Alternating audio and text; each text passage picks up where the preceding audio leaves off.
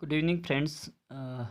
आज हम जो डिस्कस करने जा रहे हैं उस टॉपिक का नेम है डिटर्मिनेंट्स।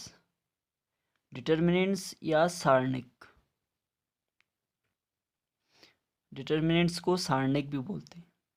ठीक, तो इस टॉपिक को पढ़ने से पहले आप बेल आइकन का बटन दबाना ना भूलें और अधिक से अधिक इस वीडियो को शेयर और लाइक करें। तो इस टॉपिक को स्टार्ट करते हैं। यह क्लास 12th का सबसे इम्पोर्टेंट टॉपिक में से एक चैप्टर है। चैप्टर का नेम है डिटर्मिनेंट्स। इसे सारणिक बोलते हैं। डिटर्मिनेंट्स का मतलब सारणिक या मैट्रिक्स। जो हमने इससे पहले मैट्रिक्स पढ़ा है, तो मैट्रिक्स क्या होता है? मैट्रिक्स मीन्स जिस इक्वेशन, यानी टू इक्वेशन, कम से कम दो इक्वेशन, ठीक है, स्क्वायर मैट्रिक्स में कोई दो इक्वेशन को जब हम किसी मैट्रिक्स के थ्रू क्या करते हैं, रिप्रेजेंट करते हैं, ठीक है, तो उसे क्या बोलते हैं हम? आप आव्यूह कहते हैं, ठीक है। तो अगर किसी भी इक्वेशंस का, ठीक है, अगर कोई एक यूनिक सॉल्यूशन होता है, ठीक है, तो उस मैट्रिक्स के यूनिक सॉल्यूशन को ही हम डिटर्मिनेंट्स कहते हैं, ठीक है। किसी भी मैट्रिक्स का यूनिक सॉल्यूशन को ही क्या कहते हैं? डिटर्मिनेंट्स कहते हैं। तो डिटर्मिनेंट्स की डेफिनेशन क्या होती है according to mathematics? The determinants is a scalar value that can be computed from the elements of a square matrix and encodes certain properties of linear transformation described by the matrix। Means क्या हो जाएगा? Determinants एक ऐसी scalar value है, ठीक है, जिससे हम क्या करते हैं, जो मैट्रिक्स, स्क्वायर मैट्रिक्स, जो ये एक चीज़ सबसे इम्पोर्टेंट है कि डिटर्मिनेंट्स जो होती है वो स्क्वायर मैट्रिक्स के ही हम डिटर्मिनेंट्स फाइंड कर सकते हैं, ठीक है। तो जो स्क्वायर मैट्रिक्स के जो एलिमेंट्स होते हैं, ठीक, तो उनको हम क्या करते हैं, जब उनका एक यूनिक सॉल्यूशन फाइंड करते हैं, ठीक है, या उनका कोई एक यूनिक सॉल्यूशन होता है, तो उसी को क्या बोलते हैं? हम डिटर्मिनेंट्स कहते हैं, ठीक। And determinants is denoted by, it is denoted DETA और मॉड ऑफ ए, ठीक है। डिटर्मिनेंट्स ए या मॉड ऑफ ए करके इसको डिनोट करते हैं, ठीक।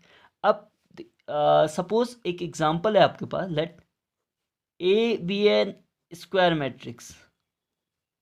ए कोई एक स्क्वायर मैट्रिक्स है, ठीक है, of order m. M order का कोई एक स्क्वायर मैट्रिक्स है, ठीक है।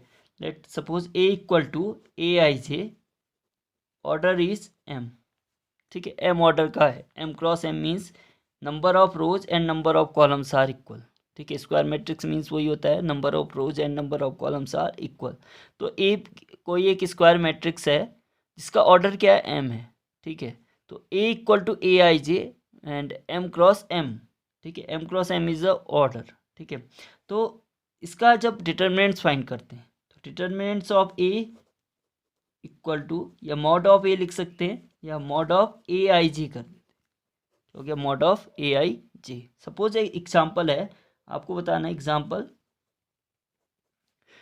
Late A equal to A11, A12, A21 and A22। 2x2 order का एक मैट्रिक्स है आपके पास, ठीक है। ए equal to A11, A12, A21 and A22 जो है 2x2 ऑर्डर का एक मैट्रिक्स है, ठीक है। तो अब हमें इसका क्या फाइंड करना है? डिटर्मिनेंट्स फाइंड करना है, ठीक है। इसका क्या फाइंड करना है? डिटर्मिनेंट्स। तो डिटर्मिनेंट्स कैसे फाइंड करते हैं? डिटर्मिनेंट्स का मतलब किसी भी स्क्वायर मैट्रिक्स का एक यूनिक सॉल्यूशन, ठीक है, क्या कहलाता है? डिटर्मिनेंट्स कहलाता है। तो determinants of A means determinants of A equal to mod of A. तो मॉड ऑफ क्या हो जाएगा? A11, A12, A21 and A22।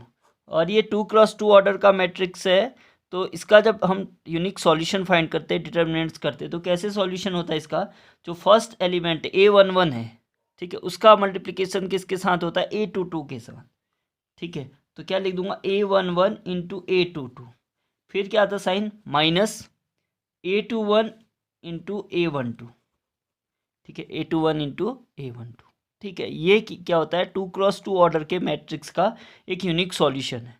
ठीक, अगर सपोज आपके पास एक 3x3 ऑर्डर का मैट्रिक्स है, लेट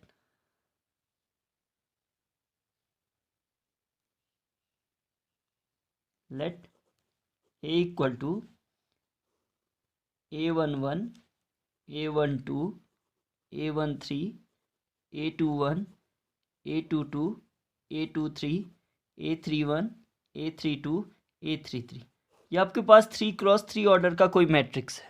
जब हम इसका सॉल्यूशन फाइंड करते हैं, ठीक है, तो यानी इसका डिटर्मिनेंट्स फाइंड करते हैं, तो डिटर्मिनेंट्स कैसे मिलता है हमको, determinants of A equal to mod of A equal to, कैसे फाइंड करते हैं हम, अब राइट करते हैं तो किसी एक रो के अकॉर्डिंग या किसी एक कॉलम के अकॉर्डिंग हम क्या करते हैं, इसका सॉल्यूशन फाइंड करते हैं। ठीक है, किसी भी रो के अकॉर्डिंग या किसी भी एक कॉलम के अकॉर्डिंग, दोनों में वैल्यू क्या होती है, सेम होती है।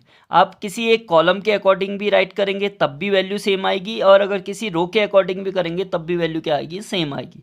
मतलब उसका जो सॉल्यूशन होगा वो क्या होगा, इक्वल होगा। तो अब इसमें सपोज मैं फर्स्ट रो के अकॉर्डिंग एक्सपेंड कर देता, एक्सपेंडिंग फर्स्ट रो, ठीक है, एक्सपेंड फ्रॉम फर्स्ट रो, ठीक है, फर्स्ट रो से एक्सपेंड कर देते हैं, ठीक है, फर्स्ट रो को एक्सपेंड कर देते हैं। तो फर्स्ट में क्या लिखते हैं, इसको जो लिखने का तरीका होता है वो होता है -1 की पावर, अब फर्स्ट रो का है तो A11 एलिमेंट है तो 1+1 करेंगे, ठीक है, ठीक, फिर क्या लिख दूंगा यहाँ A11 जैसे राइट करते हैं हम, जैसे A11 राइट करूंगा तो इसके साथ जो टच कर रही होगी रो, देखो ये रो और ये कॉलम के एलिमेंट्स छूट जाएंगे, बचे हुए एलिमेंट्स आएंगे, तो बचे हुए एलिमेंट्स क्या क्या हो गए, A22, A32, A23 और A33, ठीक है, फिर प्लस, फिर क्या आएगा -1 की पावर, अब किसके अकॉर्डिंग कर रहे हैं हम, 1 और 2, मतलब सेकेंड फर्स्ट रो का सेकेंड कॉलम, ठीक है, तो 1+2, फिर इस एलिमेंट को छोड़ दोगे, देखो ये छूटेगा और ये छूटेगा, तो क्या मिलेगा, A21, A31, A23 और A33, ठीक है, ठीक, अब ऐसे ही प्लस -1 की पावर, अब कौन सा, 1+3, ये एलिमेंट छूटेगा, ये छूटेगा, क्या आएगा, A21, A31, A22 और A32, ठीक है, ये हमने राइट कर लिया। ठीक, अब आपको दिख रहा है -1 की पावर 1+1 क्या होता है, 2, -1 की पावर 2 का मतलब क्या हो गया, जो नंबर आएगा वो क्या होगा, एक इवन नंबर होगा। ठीक है, तो ये इवन नंबर को का मतलब पॉजिटिव साइन हो गया, 1+1 2 हो गया, -1 की पावर 2 मतलब +1, ठीक है, A11 ये आ जाएगा A11।